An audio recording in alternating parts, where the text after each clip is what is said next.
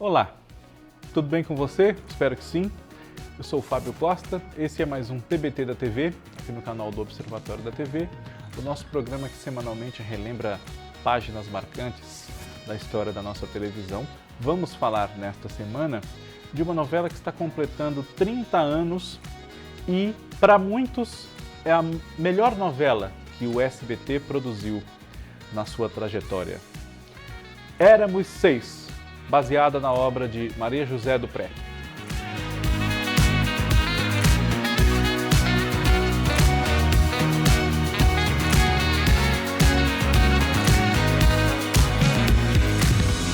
Antes de falarmos sobre Éramos Seis, eu peço a você, como peço sempre, que faça a sua inscrição no canal, que seja membro do canal, deixe seu like, seu comentário, compartilhe nossos vídeos, assista a nossa transmissão ao vivo do podcast às segundas-feiras à noite, ligados na TV. E muito obrigado sempre pelo prestígio de todos vocês. Nós já passamos de 67 mil inscritos aqui no canal, 50 mil seguidores na nossa conta do Instagram, @Observatório da Televisão. Obrigado. Éramos Seis é um romance de Maria José do Pré, como eu disse, que ganhou muitas versões aqui na nossa televisão. Além de ter se tornado um filme na Argentina, ainda nos anos 40, muito perto da publicação original do romance, se eu não estou equivocado. E aqui no Brasil, filme nunca virou, mas foi adaptado pela TV Record em 1958, pela TV Itacolomi, em Belo Horizonte, se eu não estou confundindo com outra, uma produção da Leia Delba, que é uma produtora, uma figura pioneira da televisão lá em Minas Gerais, em 1960, também ainda não diária. Depois, em 1967, pela TV Tupi, com Cleide Diáconis no papel principal. Aí já era diária, mas foi uma novela curtinha que durou só um mês. Em 1977, essa versão de 67 foi feita pela Pola Tivelli. E em 77, a adaptação de Silvio de Abreu e Rubens Evald Filho, novamente na TV Tupi, com a Dona Lola, interpretada por Nissete Bruno. Em 1994, portanto, se a gente considerar também a versão exibida lá em Belo Horizonte, já era a quinta vez que a televisão brasileira adaptava Éramos Seis. E aí tivemos uma sexta em 2019 na TV Globo. Éramos Seis se passa ali mais ou menos entre as décadas de 20 e 30 e tantos para 40. Ela é centrada na família de uma grande mãe, uma grande esposa, muito dedicada à sua família, chamada Eleonora, ou Lola, como todo mundo a chama, que nessa versão de 1994 foi interpretada pela Irene Ravache.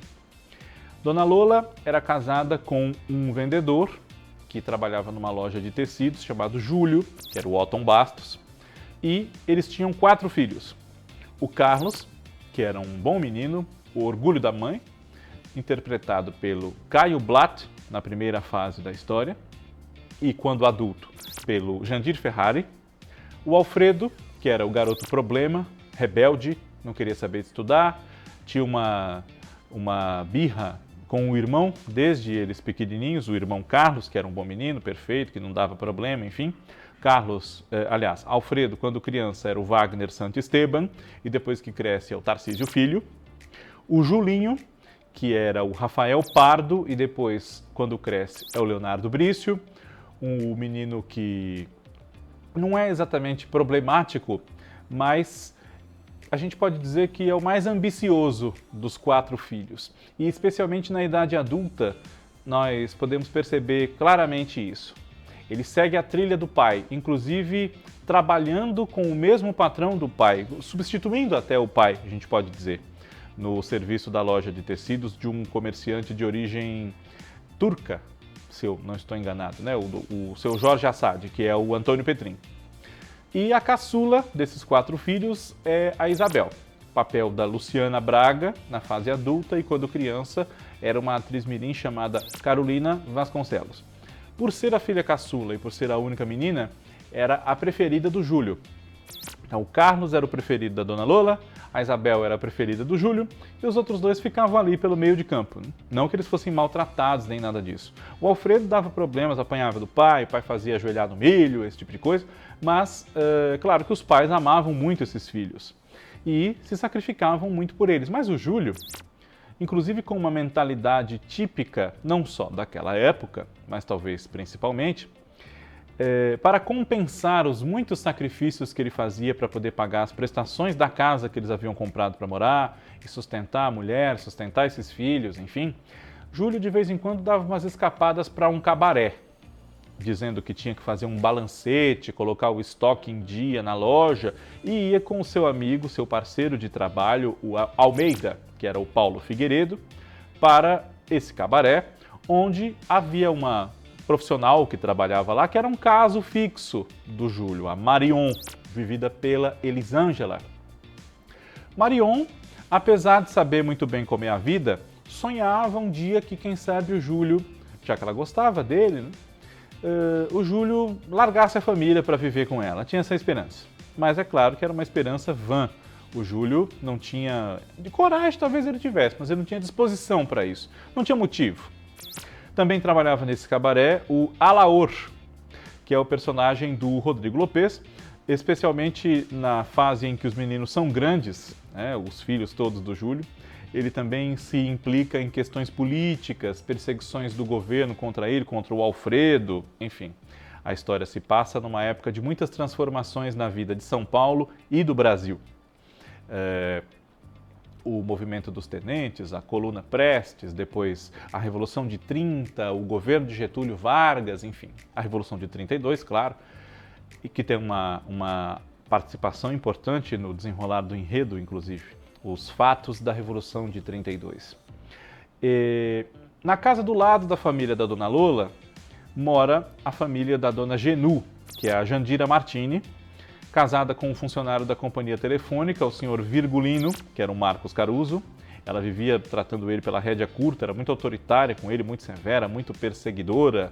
Ela chamava a atenção dele para ver se ele não estava andando fora da linha, né? Falava Virgulino, Virgulino, e ele morria de medo dela.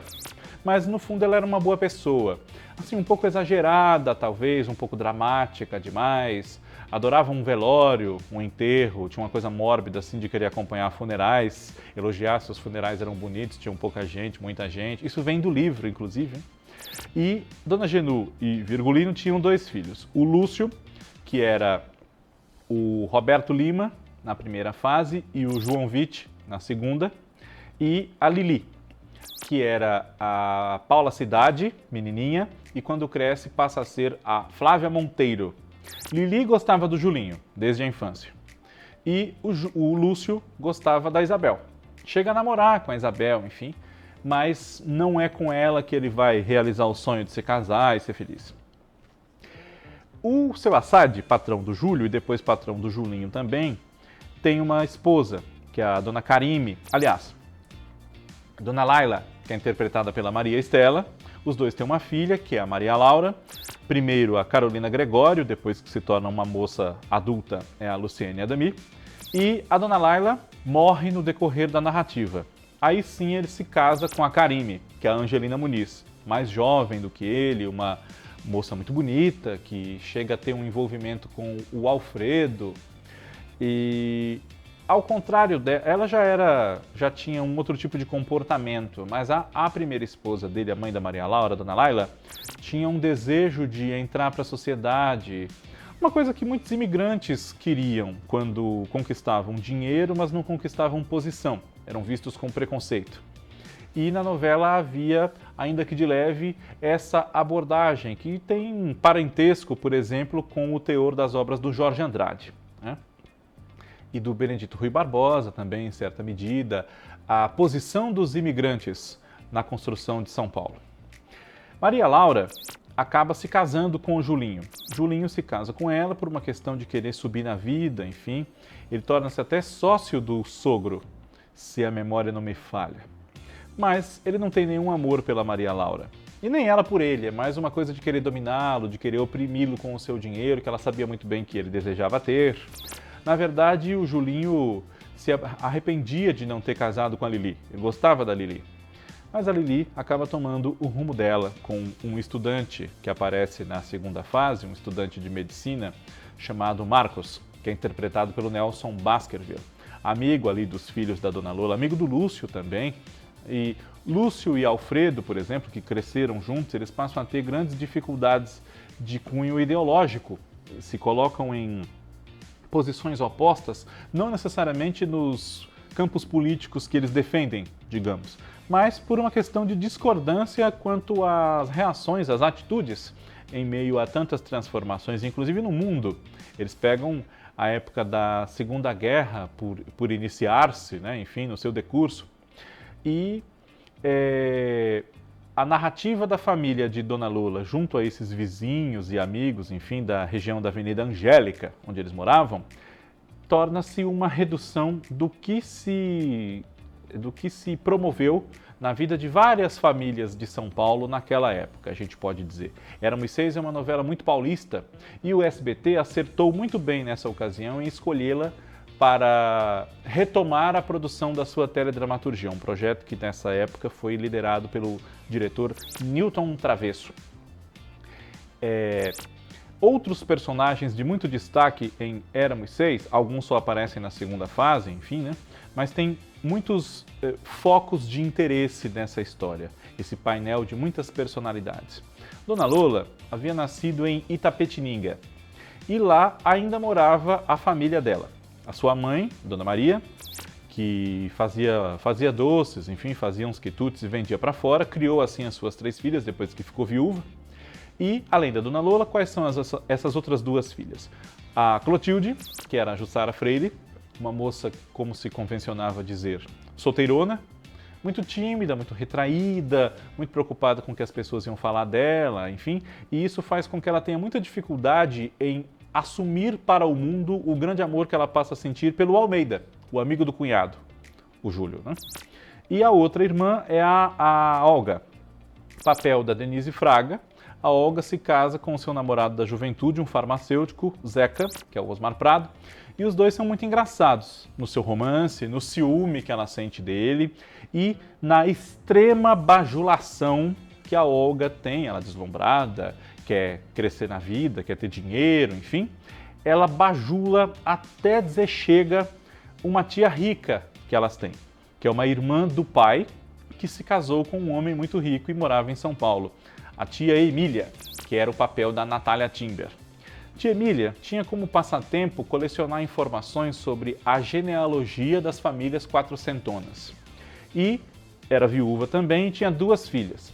Uma havia vivido a maior parte da vida na Europa, voltava da Europa, batia de frente com a mãe, não só pela sua educação, que era bastante avançada, moderna, mas por conta da discordância dela em relação a como a mãe tratava a irmã que ficou com ela em São Paulo. Essa irmã mais velha que morou na Europa era a Adelaide, papel da Bete Coelho, que se envolve com o Alfredo, o primo, e a outra era a Justina, papel da Maiara Magri.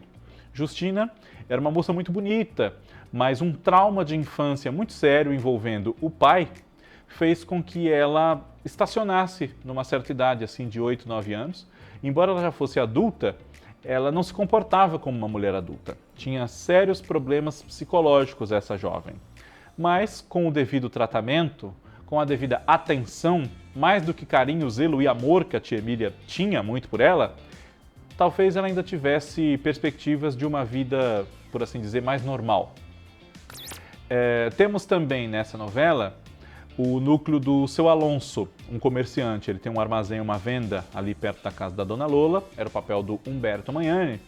E o seu Alonso havia se casado com uma espanhola, como ele, né, uma mulher de ascendência espanhola chamada Pepa, que era o papel da Nina de Pádua. Eles tinham uma filha chamada Carmencita, que era namoradinha do Carlos, vivida pela Júlia Iannina. E depois, quando ela cresce, esse papel é da Eliette Cigarini. Carmencita é afastada do Carlos por vários anos porque a mãe foge com ela na companhia do pai biológico da Carmencita, chamado José Aranha, que era o papel do Roberto Arduin.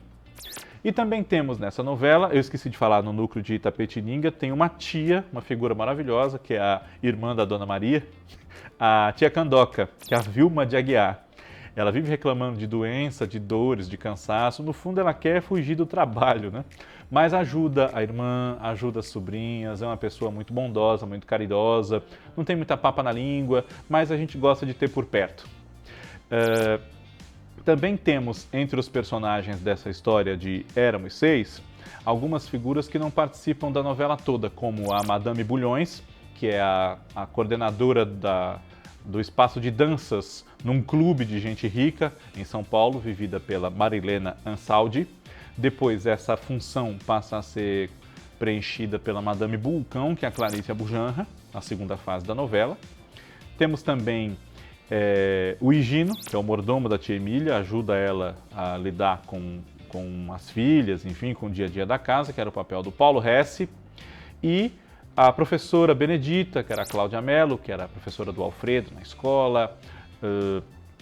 Também havia o Raio Negro, que é um amigo especialmente do Alfredo desde a infância, primeiro vivido pelo Wellington Rodrigues e depois pelo Eduardo Silva, o nosso bongô do Castelo Rá-Tim-Bum, que também por agora está fazendo 30 anos. Né? Por que não um TBT sobre o Castelo Rá-Tim-Bum? Quem sabe, aguardem. E havia, claro, um personagem que entra na segunda fase e ele é muito importante porque ele marca um contraponto familiar entre a Clotilde e a sobrinha, já adulta, a Isabel. A Clotilde foi muito infeliz durante boa parte da vida porque, como eu disse, não conseguia enfrentar a sociedade para viver com um homem que ela havia escolhido, que havia se apaixonado, enfim, o Almeida. E ele acaba se envolvendo com uma outra mulher chamada Marta, que é a Rosalie Papadopoulos. Mas, ao contrário dela, a Isabel resolve encarar os preconceitos e se envolve com um homem que precisa se desquitar, que é casado, enfim, o Felício. O papel do Marco Rica, que é um advogado com a carreira ainda por crescer, né? Mas que gosta dela, enfim. E a Isabel faz de pronto o que a tia não teve coragem de fazer quando tinha um pouco mais do que a idade dela. É muito interessante esse percurso da narrativa, a Isabel tornando-se adulta e sem a proteção do pai já a essa altura da vida. O Felício tem uma perseguição, tem um problema na vida, que é justamente essa mulher que não quer se desquitar dele, cria muitas dificuldades, chamada Zulmira, que é a Cris Couto, que desabafa suas mágoas e os seus planos para prejudicar o Felício com a amiga dela, a Madame Bulcão.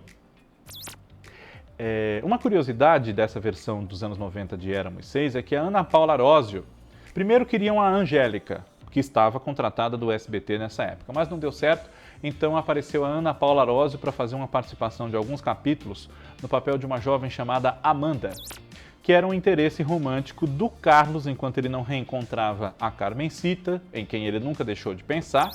Carlos, a essa altura, já está estudando para ser médico e a Amanda é filha de um funcionário do clube, do caseiro, do porteiro, de alguma coisa assim, mas ela esconde isso, ela diz que é rica. E quando o Carlos descobre isso, ele conhece a Amanda indo levar a irmã, que também não quer passar por rica, mas quer se meter no meio dos ricos, deslumbradinha, né? O Carlos fica bastante decepcionado com a Amanda. É o ente que logo depois vem a Carmencita de volta para viver com o pai, que ela considerava como seu pai, o seu Alonso. Só que a família de Dona Lola tem muitas dificuldades para fazer frente às despesas e muitos reveses.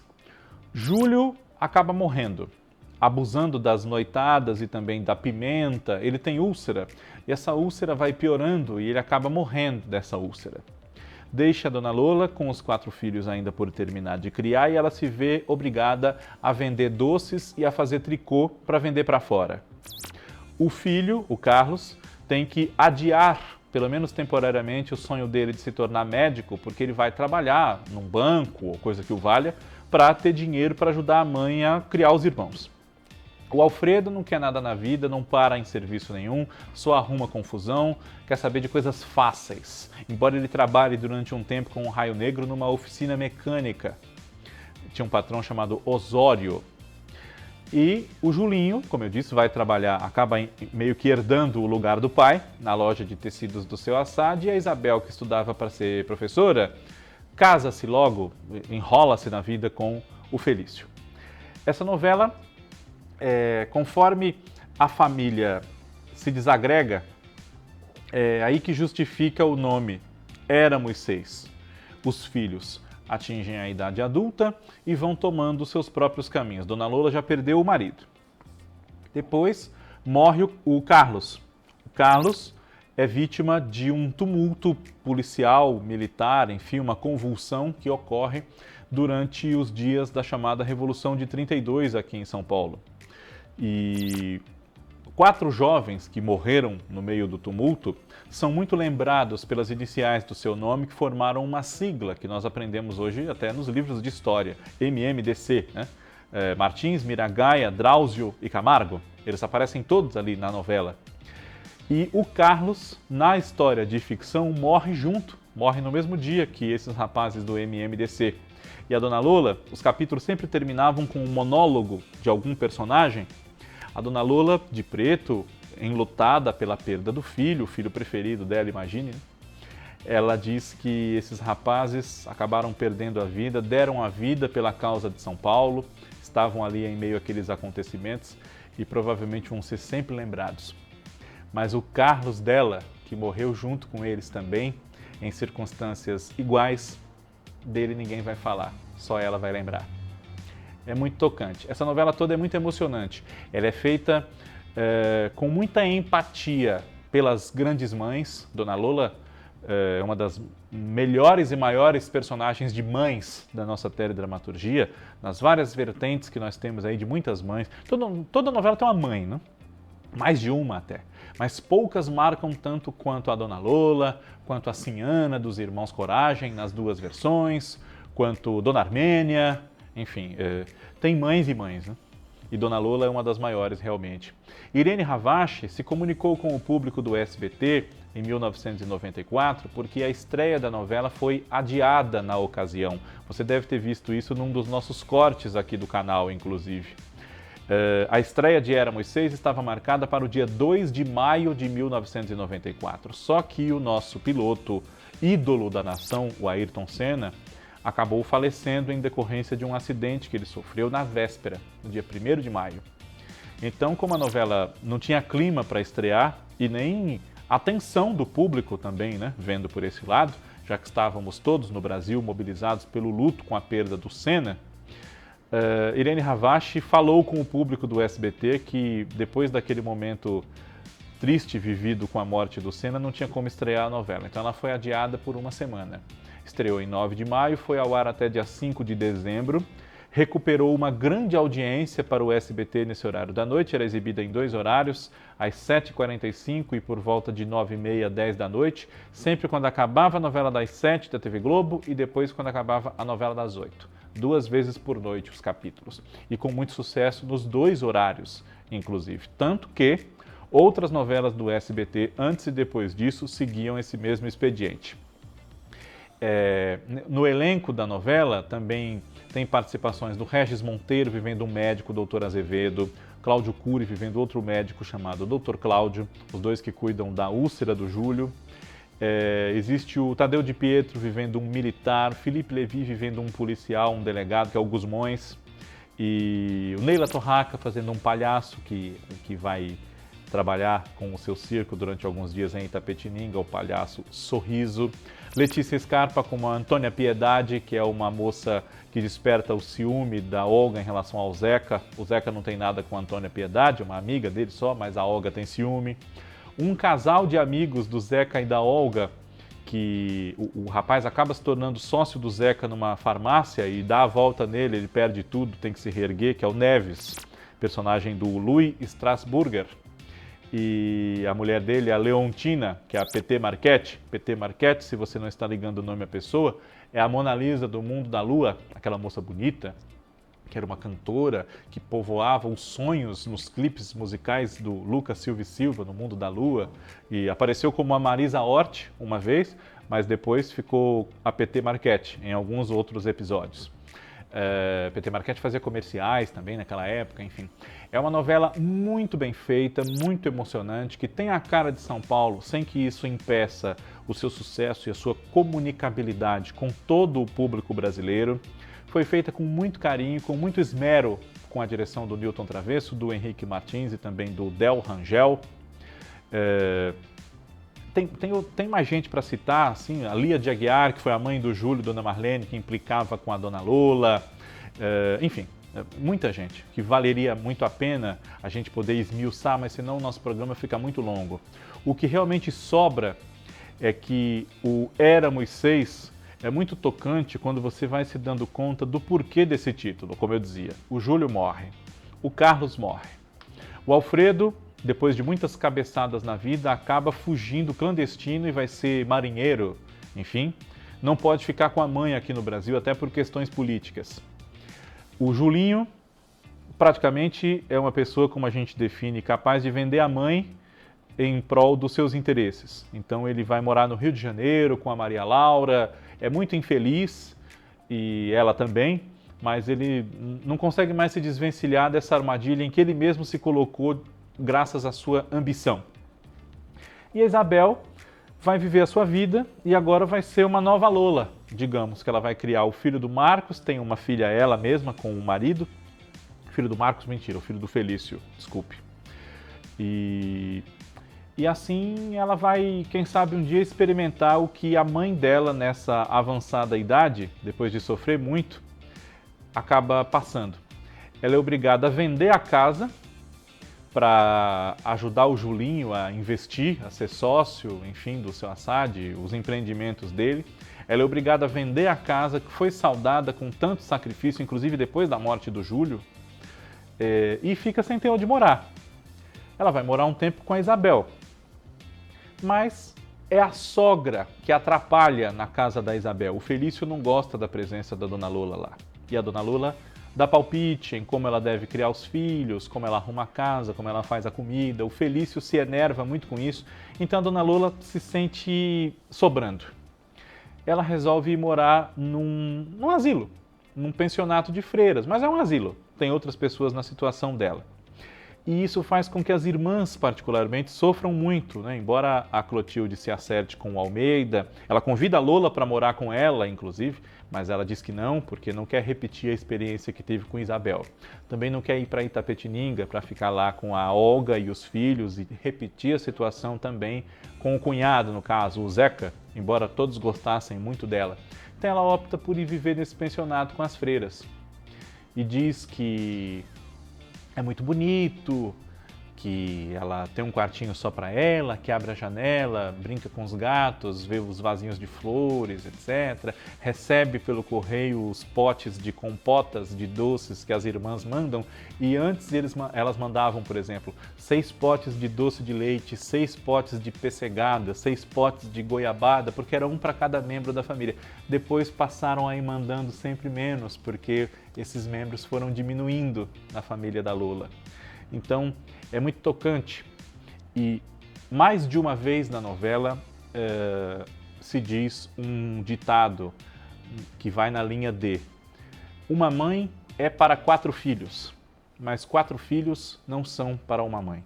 Né? Uma mãe como a Dona Lola, ter um final morando no asilo, sozinha, é muito triste. Ainda mais porque ela não fazia jus a esse descaso, esse desprezo de um modo geral. E o único filho que talvez não fizesse ela passar por uma situação dessa tinha morrido, que era o Carlos. Então, é realmente um final melancólico. Mas a Dona Lola tem muita força de vontade, tem muita gana de viver. E a última cena da novela é muito tocante. Ela vai a uma capelinha que tem no cemitério, vai rezar um pouco porque ela vai visitar os túmulos do Júlio e do Carlos. E o Júlio aparece para ela dentro da igreja. Eles conversam um pouquinho e depois ela, mesmo tomando chuva na hora de voltar, ela fica revigorada, fica feliz. Ela plena de que tudo que ela fez, apesar de ela estar sozinha e éramos 6, mas agora sou só uma, né? Tudo que ela fez para ela não foi em vão e ela faria tudo de novo. TBT da TV semana que vem está de volta. Esse foi um grande trabalho desse elenco todo, não só da Irene Ravache, mas principalmente.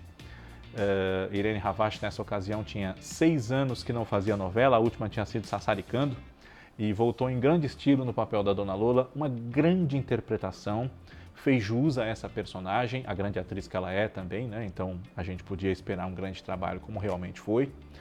E se você não viu essa versão do SBT, veja, tem no YouTube. Aproveite que tem no YouTube, já que o SBT infelizmente não pode reprisar. TBT da TV semana que vem está de volta. Um abraço para você, obrigado pela sua audiência. Tchau.